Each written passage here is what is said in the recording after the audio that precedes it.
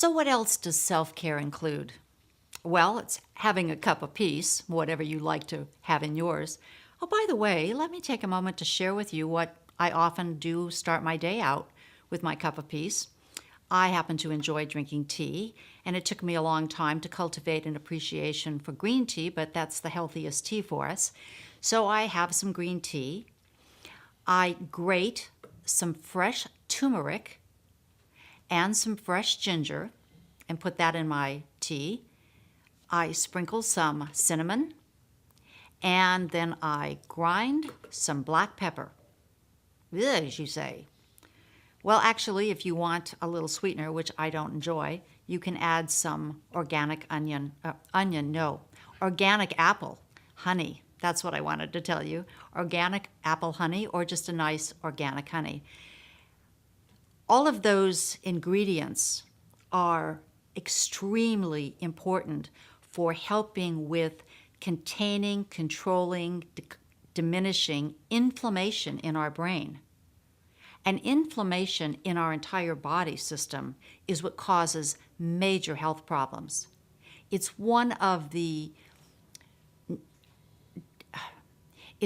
conditions that pathologists and researchers are now convinced is impacting our brain for Alzheimer's and forms of dementia. So that's what I put in my morning cup of tea. Alrighty? So what are some of the other excellent suggestions? All right, you have your cup of peace.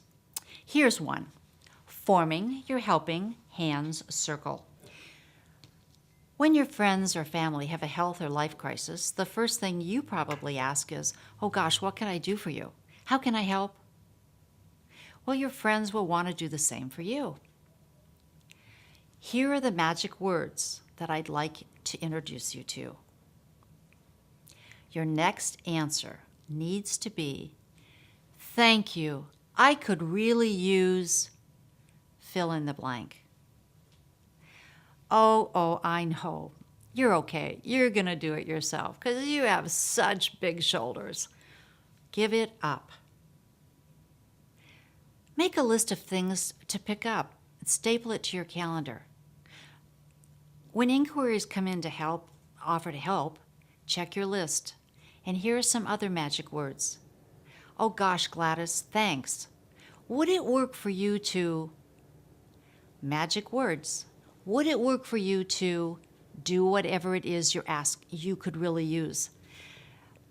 Listen, I have a prescription that I need to pick up. Are you going toward, and could you pick up? Oh God, that would be great. Or, oh, you're going to the market. I could really use whatever it is you could use.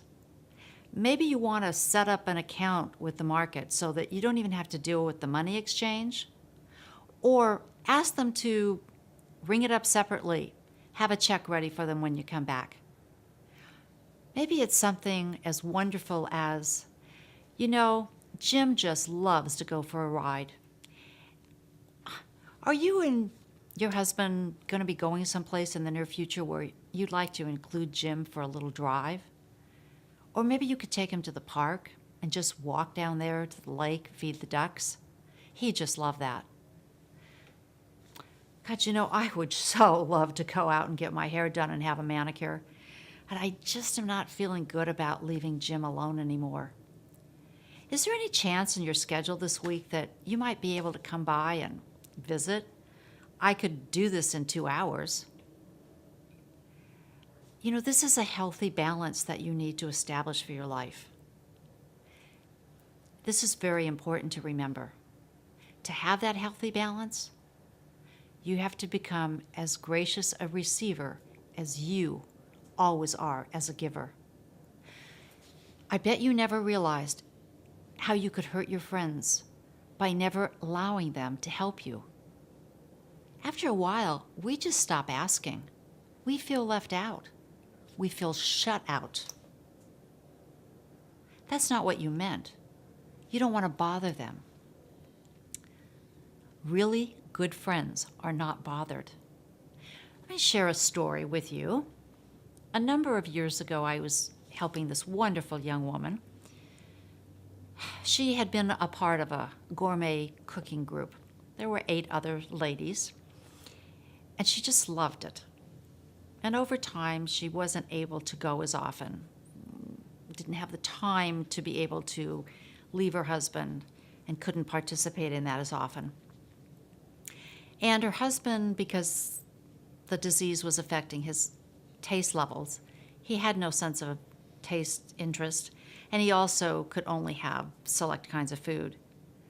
And she wasn't enthusiastic about cooking for herself any of these fancy things that she enjoyed doing so often.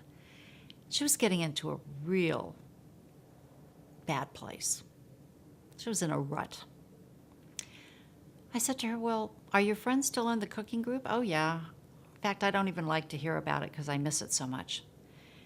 I said, well, why don't you ask them if when they're making something, they might just make a little portion for you and bring it over. And they could do a round robin. There were 8 people in the group, so now there are 7. Gee, maybe not every day, but maybe twice a week or more often, whatever. They could bring something over, and you'd have those treats to enjoy. Well, it took her a little while to get up the courage. And here's the greatest thing of all. Those ladies were so excited. It became part of their joy to give to their friend mini meals that she could put in the freezer and she could have whenever she wanted. You have to learn to ask for what you want. And ask in a way that gives room, latitude, if they can't do it, that they don't feel badly either. So say, would it work for you? Ask for what you want. Let them answer. If they can't do that, they might say, gosh, no, is there something else I could do?